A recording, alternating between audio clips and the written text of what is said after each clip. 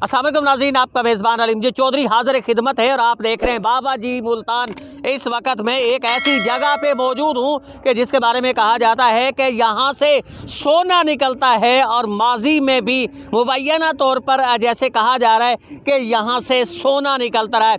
ये एक ऐसी जगह है कि जिसके बारे में ये कहा जाता है कि हज़रत नूह अलैहिस्सलाम के दौर में इस जगह पे आबादी होती थी। मुर्रिखीन इस हवाले से लिखते हैं कि यहाँ हज़रत नूह के दौर के अंदर एक आबादी थी और जब ये आबादियाँ तबाह हुई, अल्लाह के अज़ाब आए, तो उन तबाह होने वाली आबादियों के अंदर शामिल होने वाली आबादियों में ये आबादी भी शामिल थी। यहाँ आज भी इसके आसार मिलते हैं। बहुत ही ज़्यादा कदीम आबादी है। दरियाए चनाब, जेहलम और रावी भी तकरीबन यहीं शामिल होता है, दरियाए चनाब और जेहलम के दरमियान। हज़रत पीर अब्दुर्रहमान पाकिस्तान में मदफन वाहिद ताबी बुज़ुर्ग जो आप सल्लल्लाहु अलैहि वसल्लम के करीबी रिश्तेदार हैं, और ये भी कहा जाता है कि तीसरी पोस्ट में उनका सिलसिला आप सल्लल्लाहु अलैहि वसल्लम से जहाँ से मिलता है, उनका मज़ार भी यहाँ से चंद फरलांग के फासले पर है। दरियाए चनाब भी पस मंज़र के अंदर देखा जा सकता है कि वो चंद फरलांग के फासले पर है। इसके साथ ये भिड़ मौजूद है। पंजाबी ज़बान में, यहाँ की मकामी ज़बान में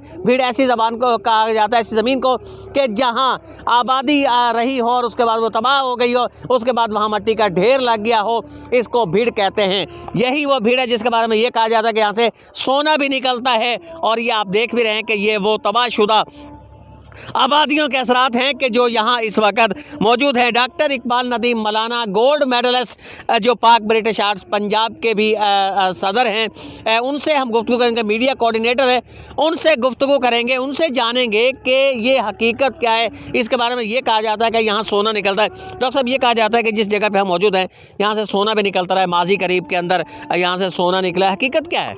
ये हकीकत ये है जो हमारे इल्म में है कि ये तारीख़दान लिखते हैं और मौरख़ीन बताते हैं कि हज़रत नूह अलैहिस्सलाम के दौर में ये जो जहाँ आबादियाँ थी ना, ये कुदरती आफ़ात की वजह से इनको ख़त्म किया गया और ये भिड़ बन गए और ज़मीन के ढेर बन गए, जिनको हम भिड़ बोलते हैं हम पंजाबी ज़बान में हमारे में। तो ये उस वक्त से मौजूद हैं और हम यहाँ, क्योंकि हमारा गाँव नज़दीक है, तो हम यहाँ बचपन में जब यहाँ बारिश आती थी ना तो आते थे। तो यहाँ से जो पत्थर है ना, जो इनको नयाब पत्थर बोलते हैं, जो अंगूठियों में पहनते हैं, वो तो हमें भी कई मिले थे यहाँ से बचपन में। तो आज से 20-30 बचपन में आप यहाँ आते थे, आप यहाँ से ढूंढते, आपको नायाब पत्थर आपको भी मिले उस दौर में? जी बिल्कुल। हम के ना इधर बारिश जब आती है तो ये मिट्टी हटती है, मट्टी तो साफ़ सुथरी जगह मिलती है, होती है, पानी नीचे चला जाता है, तो फिर यहाँ से ना जो नयाब पत्थर आपको मिलते रहे हैं, आपको लगता है कि वो बड़े किसी करीब के 200 साल 400 साल या 1000 साल पहले के हैं या नहीं, बहुत ही पुराने थे? जी वो बहुत पुराने थे ना। मैं तो कहता हूँ कि कबल मसीह के ये आ रहे हैं। नूह अलैहिस्सलाम का दौर देख लें तो थोड़े अरसा पहले एक यहाँ पे बड़ा मरूफ वाक़या भी हुआ है। सोना मिला है, मूर्तियाँ मिली हैं बाकायदा सोने की, वो गवर्नमेंट में अपनी तवील में ली हैं, उनका कोई केस भी चला है मेरे ख्याल में। तो ये हकीकत है इस चीज़ में, यहाँ से सोना भी निकला है और काफ़ी लोगों को फ़ायदा भी हुआ है और स्कैंडल भी बने हैं। डॉक्टर इकबाल नदीम मौलाना साहब, यहाँ तो लोग आते होंगे कि जब बारिश आती होगी, ज़मीन के अंदर नमी आती होगी, लोग तो आते होंगे, वो देखते होंगे कि यहाँ से कोई ना कोई चीज़ मिल जाए, क्योंकि माजी के अंदर ये कहा जाता है कि यहाँ से बहुत सारी चीज़ें मिली हैं। जी हमारी आंखों ने देखा है, हमने खुद देखा है कि यहाँ जब बारिश आती थी ना तो उस वक्त यहाँ ख़वातीन, बच्चे, बूढ़े वो एंजॉय भी करते थे और चीज़ें भी ढूंढते थे कि किसी को कुछ मिला, किसी को पत्थर मिला, किसी को कोई पुरानी चीज़ मिल गई, किसी को सिक्के मिलते थे अक्सर, तो वो खुश होते थे। फिर हम इधर ना बचपन में बंटे बैठ के भी खेलते थे, इसी भिड़ के ऊपर बंटे खेलते रहे। जी बिल्कुल। काफ़ी बारिश का माहौल होता है ना, तो गर्मी में खासकर जब बारिश आती है तो एक रोमांटिक माहौल पैदा होता है, क्योंकि ये हमारे इलाके में सबसे ऊँची जगह है।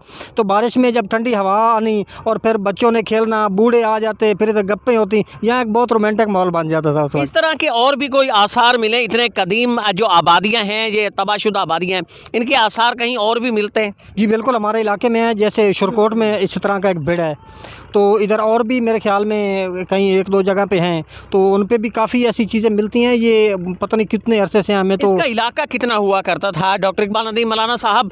ये अब तो महदूद हो गया, लेकिन ये आसार दिखाई दे रहे हैं कि शायद इसका इलाका बहुत ज़्यादा था पहले। ये इसका बहुत बड़ा इलाका था। अब तो हम देख रहे हैं ना कि यहाँ जो आबादियाँ नज़दीक में बन गई हैं, ये पहले नहीं थी। आज से 20 साल पहले, 20-30-25 साल पहले ये आबादियाँ नहीं थी, ये अभी बनी हैं।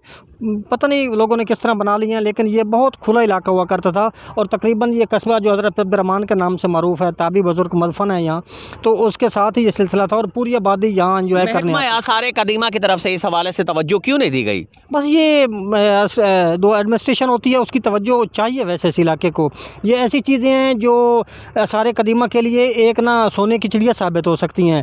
इनको सयाहती मकाम बनाया जा सकता है, क्योंकि हज़रत अब्दुर्रहमान सामने वो कैमरा मैन अगर दिखा सकता है, बिल्कुल ही सामने मज़ाफ़ात में हज़रत अब्दुर्रहमान ताबी बुज़ुर्ग मदफन है और उनके मज़ार पे पूरी दुनिया से लोग आते हैं। नाज़रीन, ये थी वो जगह जिसके बारे में कहा गया कि यहाँ से मुबैना तौर पर ऐसे चंद साल कबल सोना भी निकला था, बड़ी मिकदार के अंदर सोना निकला था, जिसको हुकूमती तहवील के अंदर मुबैना तौर पर लिया गया था। हम उसी जगह पे मौजूद हैं। ये एक बड़ा इलाका था हज़रत पीर अब्दुर्रहमान के नज़दीक, लेकिन इस पर तवज्जो नहीं दी गई। इसकी वजह से ये भीड़ इस वक्त ख़त्म होता जा रहा है, और अगर महकमा आसार कदीमा की तरफ से इस पर आने वाले वक्त के अंदर तवज्जो नहीं दी गई तो भीड़ बिल्कुल ख़त्म हो जाएगा। अपने मेज़बान अली इमजद चौधरी को इजाज़त दीजिए।